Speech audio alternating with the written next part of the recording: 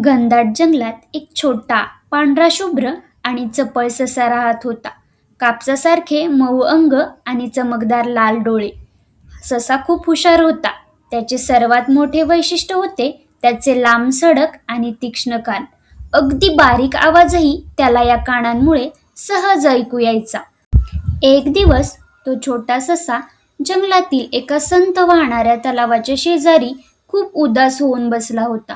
तलावाच्या स्वच्छ पाण्यात स्वतःचे प्रतिबिंब पाहत त्याच्या डोळ्यातून घळाघळा पाणी वाहत होते. त्याला त्याचे ते लांब सडक आणि मोठे कान अजिबात आवडत नव्हते.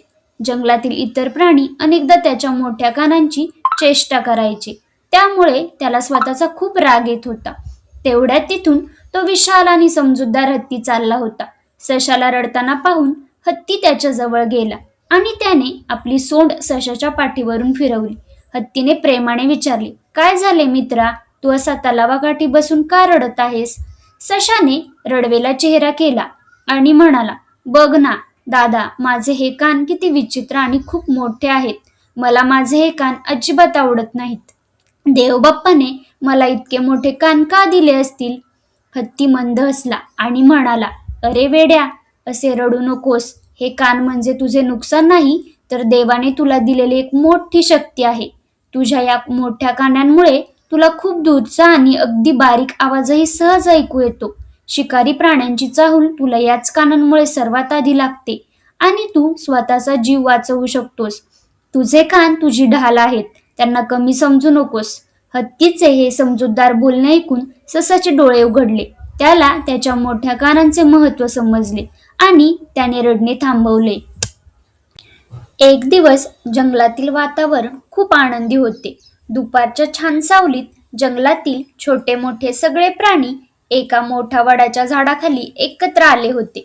कोणी लपाछपी खेळत होते, कोणी एकमेकांशी मस्ती करत होते, तर कोणी मोठमोठ्याने हसत होते. त्याच झाडाच्या एका कोपऱ्यात तो ससा शांतपणे बसून सगळ्यांचा खेळ पाहत होता. अचानक सशाच्या लांबसडक कानांना हवेत काहीतरी वेगळा आवाज जाणवला. झाडाखाली एवढा गोंधळ सुरू असतानाही सशाने आपले दोन्ही कान वर टवकारले आणि तो आजूबाजूला एकाग्रतेने ऐकू लागला. वाळलेल्या पानांवर पडणारे चोरटे पाऊल आणि एका हिंस्र प्राण्यांचा श्वास त्याला ऐकू स्पष्ट आला. सशाला लगेच समजले की त्यांच्यावर झडप घालण्यासाठी एक दुष्ट लांडगा शिकारीच्या उद्देशाने अगदी जवळ येत आहे. एक क्षण वाया न घालवता ससा जागेवरून उभा राहिला आणि मोठ्याने ओरडला, "मित्रांनो, पळा, लवकर पळा, शिकारी कोल्हा येतोय."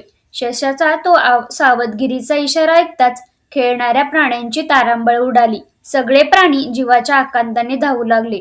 सशानेही लगेच तिथून वेगाने पळ काढला.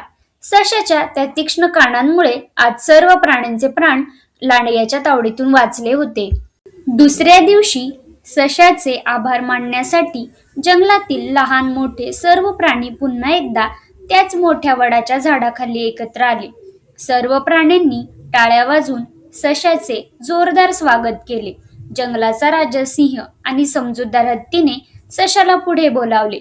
सिंह म्हणाला, "सशा, काल जर तू तुझ्या तीक्ष्ण कानांनी कोल्ह्याची चाहूल ओळखली नसतीस तर आज आपल्यातील अनेक मित्रांचे प्राण गेले असते. तुझ्या सतर्कतेमुळे आज आपण सगळे सुरक्षित आहोत." हत्तीने पुढे येत ससाच्या पाठीवर प्रेमाने आपली सोंड ठेवली आणि त्याला शाबासकी दिली. हत्ती म्हणाला, "बघितले मित्रा, ज्या कानांना तू कालपर्यंत निरुपयोगी आणि विचित्र समजत होतास, आज त्याच कानांनी संपूर्ण जंगलाचे प्राण वाचवले."